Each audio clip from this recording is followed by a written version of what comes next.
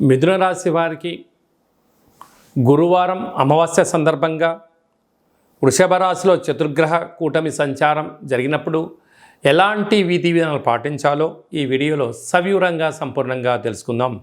మిథున రాశిలో ఏ నక్షత్రాలు వస్తాయిగా మృగశిర నక్షత్రంలోని 3వ పాదం 4వ పాదం, ఆరుద్ర నక్షత్రంలోని 4 పాదాలు, పునర్వసు నక్షత్రంలోని 1, 2, 3 పాదములు కలిపితే మిథున రాశి అవ్వడం జరుగుతుంది. చాలామందికి పుట్టినటువంటి కాల సమయంలో డేటా ఆఫ్ బర్త్లు లేనటువంటి కారణం వలన పేరు యొక్క మొదటి అక్షరాన్ని అనుసరిస్తూ ఆ రాశిని తెలుసుకునే ప్రయత్నం చేద్దాం. కా, కి, కు, ఖం, అజ్ఞ, చ, కే, కో, హ అక్షరాల వారందరూ కూడా మిథున రాశి జాతకులే. మిథున రాశి యొక్క అధిపతి బుధ భగవానుడు. వీరికి అర్ధాష్టమ కేతు కారణం వలన ఈ యొక్క సంవత్సరంలో ఆదాయ వ్యయాల పరిస్థితులు ఏంటంటే ప్రతిదీ సమస్థితిలోనే ఉంటుంది. మీరు ఎంతైతే కష్టపడతారో మీకు ఎంతైతే అవసరం ఉందో అంతే డబ్బులు వచ్చే పరిస్థితి ఉంటుంది. కనుక జ్ఞానకారకుడు, మోక్షకారకుడు, అష్టమ గ్రహకారకుడు కేతు భగవానుడు అవ్వడం వలన కనుక చిన్న చిన్న విషయాలకు ఆందోళన తగదు. వృత్తులలో, ఉద్యోగాల్లో, వ్యాపారంలో అనుకున్నంత విజయం సాధించలేకపోయినను ఆటంకాలు ఉండవు.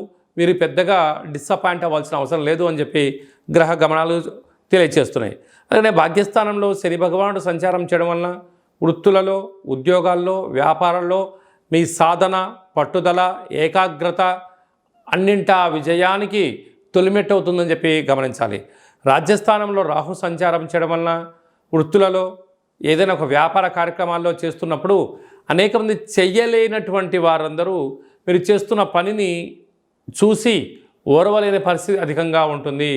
కనుక మీరు ఎంత బరువు అయితే ఉంటారో అంత బరువు కలిగిన ఉప్పును తులాభారంగా చేసుకొని ఆ ఉప్పును నీటితో కరిగించి ఈ నీటిని మహాదేవుడికి రుద్రాభిషేకం చేసుకున్నట్లయితే రుణ సమస్యలు, రోగ సమస్యలు, తంత్ర సమస్యలు, ఈ యొక్క పై అధికారులతో సహా ఉద్యోగస్తులతో, కింది స్థాయి ఉద్యోగస్తులతో, అలాగనే వృత్తులలో, ఉద్యోగంలో ధనపరమైన చిక్కులు తొలగిపోయి పోలీస్ స్టేషన్లు, కోర్టు సమస్యలు కూడా సంపూర్ణంగా తొలగిపోతాయని చెప్పి గమనించాలి. లాభస్థానంలో కుజుడు, ఇది అద్భుతమైన యోగము.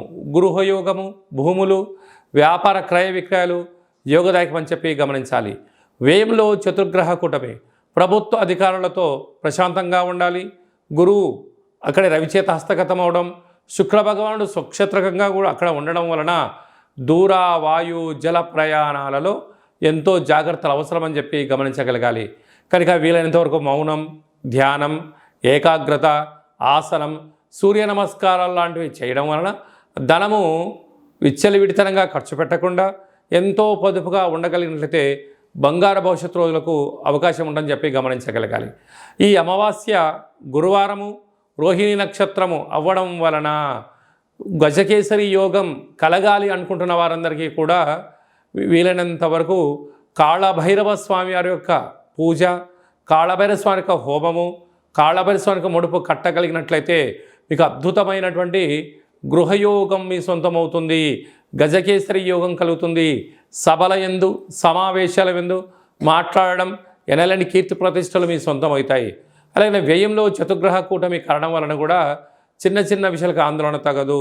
మృగశిర నక్షత్ర జాతకులకు బార్డరు, న్యావీ, పోలీస్, ఎయిర్పోర్ట్స్, రక్షణ శాఖలో ఉండబడిన వారందరికీ చాలా మంచి కాలం అని చెప్పి గమనించాలి.